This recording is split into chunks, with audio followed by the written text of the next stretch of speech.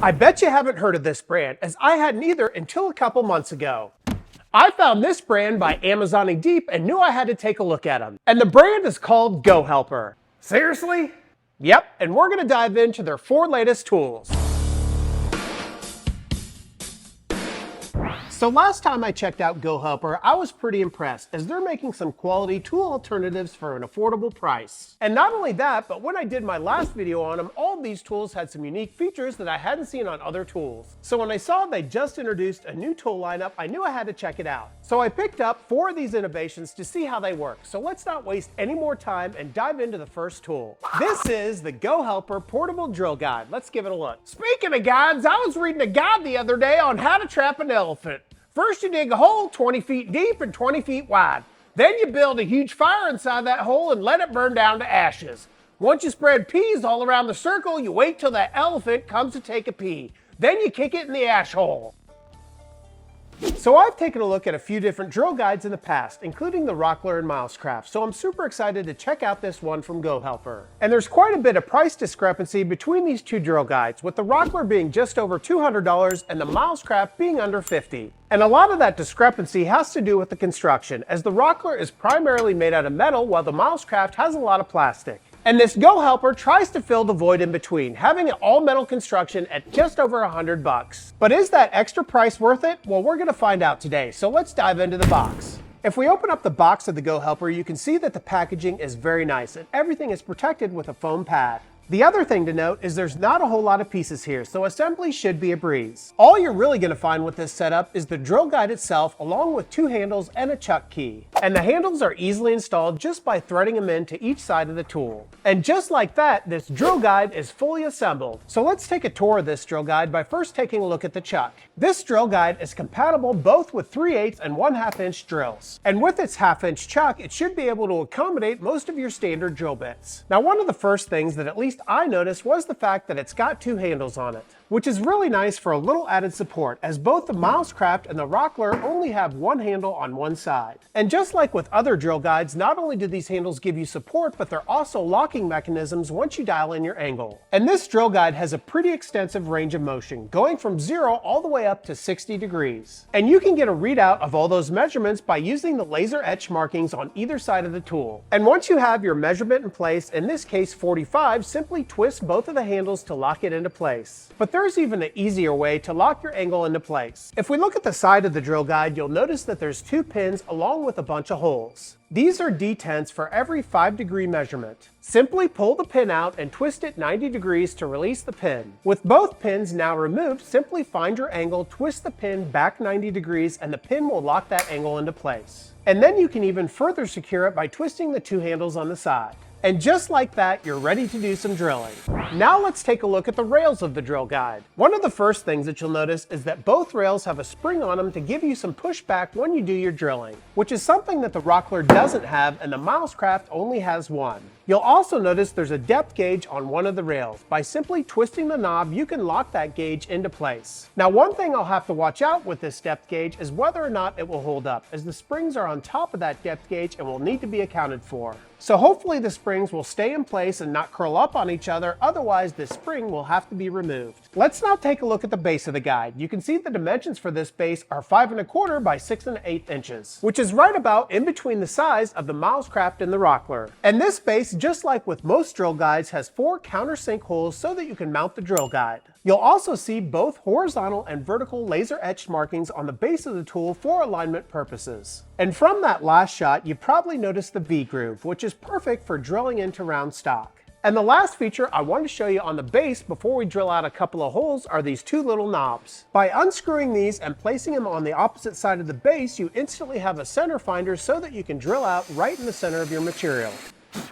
So now that we understand all the features of this drill guide, let's do a couple of tests comparing it to that Milescraft. So I'm just going to take a piece of butcher block and using the same drill and same drill bit and drill out a hole with the Milescraft right next to the GoHelper. And I think you can see from this example how much more stable that GoHelper is. But I'm also curious about drilling a hole in a round piece of stock, so let's try out that GoHelper with the V-groove. And as you can see, that V-groove holds the dowel perfectly in place as I drill out my hole. And don't let that black line fool you, this hole is perfectly centered and is nice and clean. So if you're looking for a mid-tier portable drill guide, I don't think you can afford to overlook this GoHelper drill guide.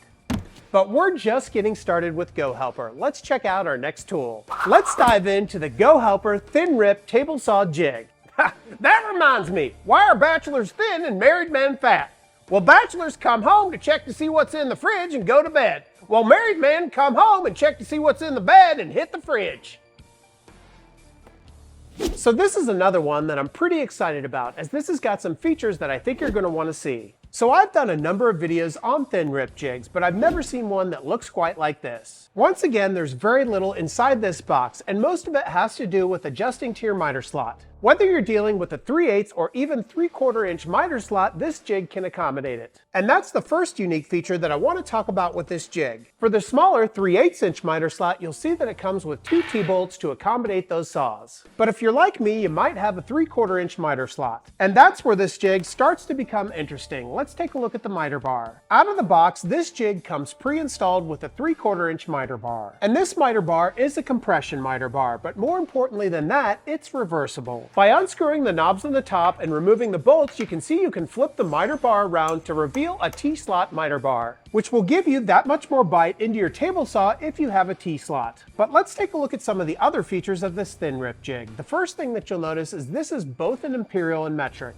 with it having 9 inches of reach from the miter bar and having millimeter increments on the top and 32nd inch increments on the bottom. You'll also notice that along the ruler you'll find 2 metal markers, which can easily be adjusted by a twist of the metal knob. And I'll go over how I use those markers in just a moment. Now let's continue to explore the jig. Unlike most thin rip jigs, which typically only have 1 point of contact for your workpiece, this one's actually got 2.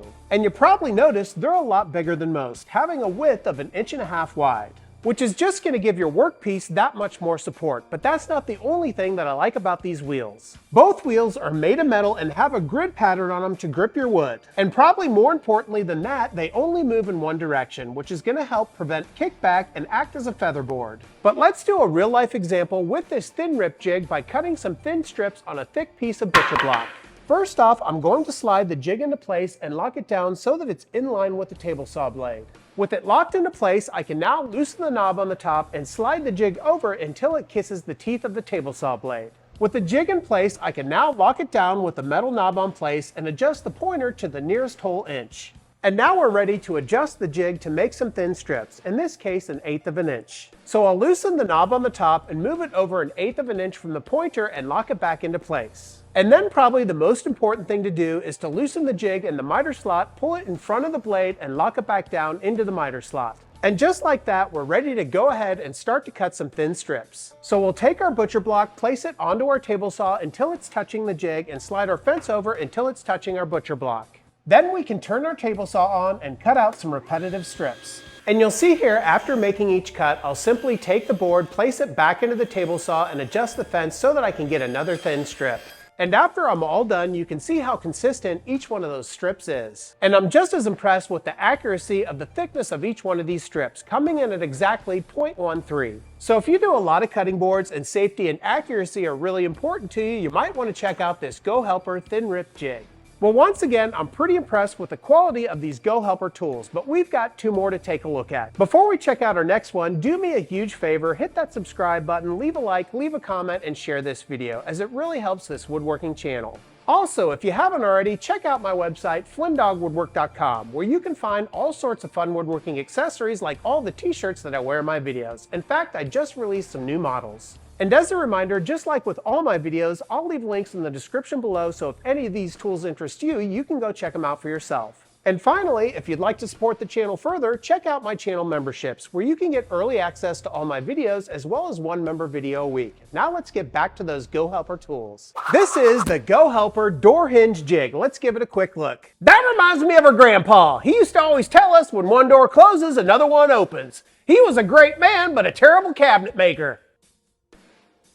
So this is an interesting little contraption that I've never dealt before, so I'm excited to try it out. And it's especially useful if you need to install hinges on any door. Let's take a look inside the box. Once again, we have some premium packaging here, and my first impression is this thing looks really solid, being made entirely out of aluminum. And once again, there's not a whole lot of pieces here. Let's take a look at what comes inside the box. Here you'll find the door jig itself, along with the self-centering drill bit and a dual-sided driver bit. And lastly, you'll find a pattern bit. And as you may have guessed already, this jig is all about insetting your door hinges on the door itself. And if you've ever been to the home store and purchased a door hinge, you'll know that there's two of the most common door hinges, the 1/4 inch radius as well as the 5/8 inch radius. And this jig can accommodate both types of hinges, but for demonstration purposes, we're going to install a 5/8 inch hinge. So how does this jig work? Well, to understand that, we first need to take a closer look at the jig itself. As I showed earlier, there's a 1/4 inch radius side as well as a 5/8 inch radius side, and these refer to the corners of the hinge itself. If we look at the top of the jig, you'll see that there's a little slider that goes back and forth that references either the 5/8 inch side or the 1/4 inch side. And you'll see that there's two scales, one on top for 1/4 inch radius hinges and one on bottom for 5/8 inch radius hinges. It's this scale that references the width of the hinge. If I place my 3.5 inch wide hinge into the jig, you can see that the markings show that it's 3.5 inches wide.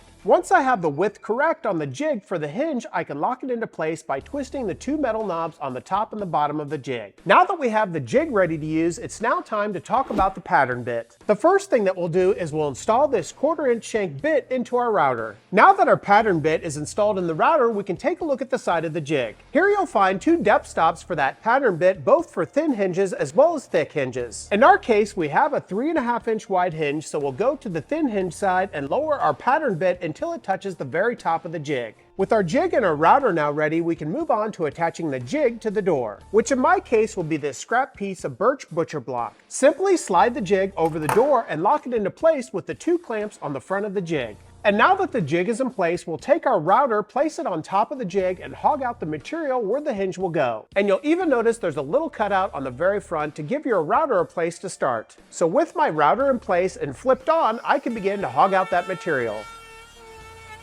And as I remove the router, you can see how perfectly cut out that inlay is. And with the jig removed, we can continue with the installation of the hinge. And this is where that center finding drill bit comes into play. Simply take the bit and place it into your hinge holes to pre-drill your pilot holes. And here you'll see how perfectly aligned those pilot holes are to the center of the holes on the hinge. So all that's left to do is to grab the hardware for the hinge, grab that double-sided impact driver bit, and drive in the 3 screws.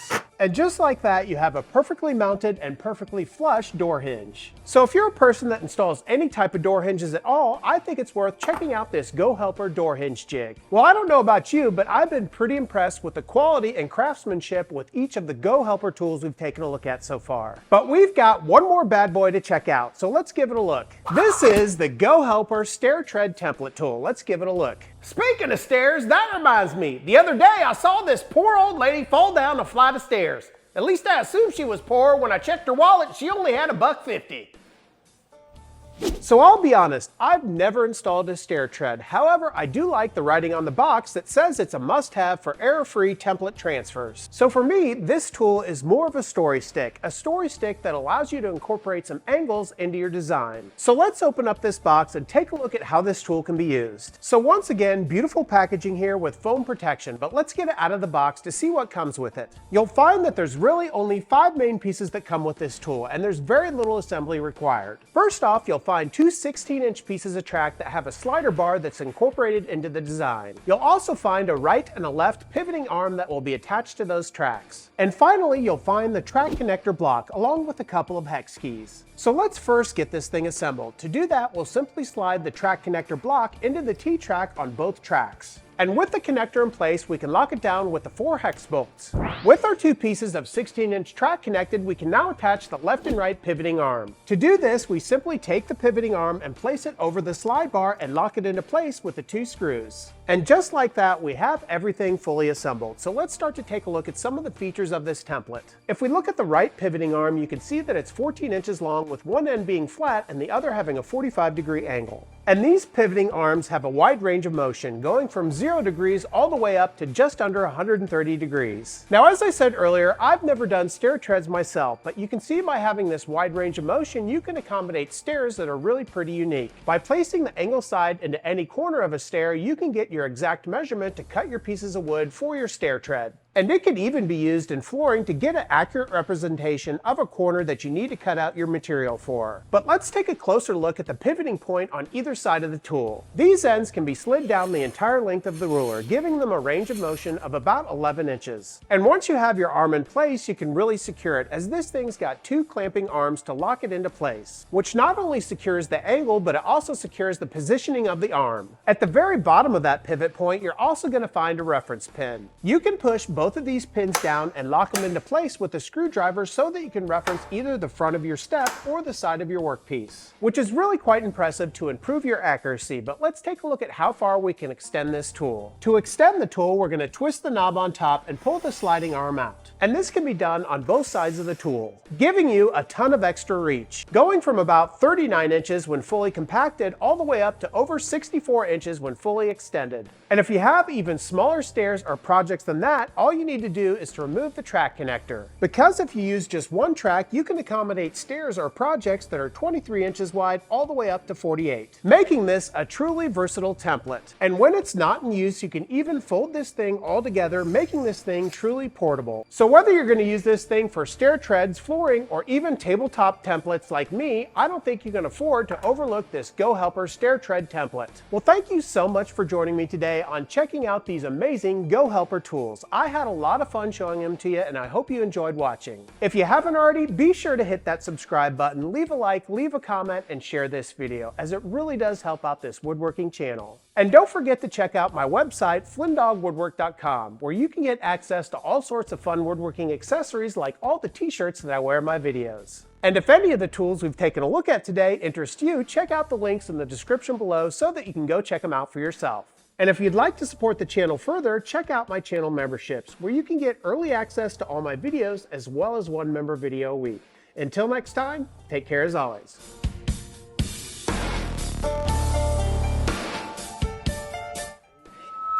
All right, let's get it. So I read a book the other day on how to get laid. Turns out it's a 3-step process. Step 1, lay in bed. Step 2, wait 2 hours. Step 3, lay becomes past tense. Come on. Yes.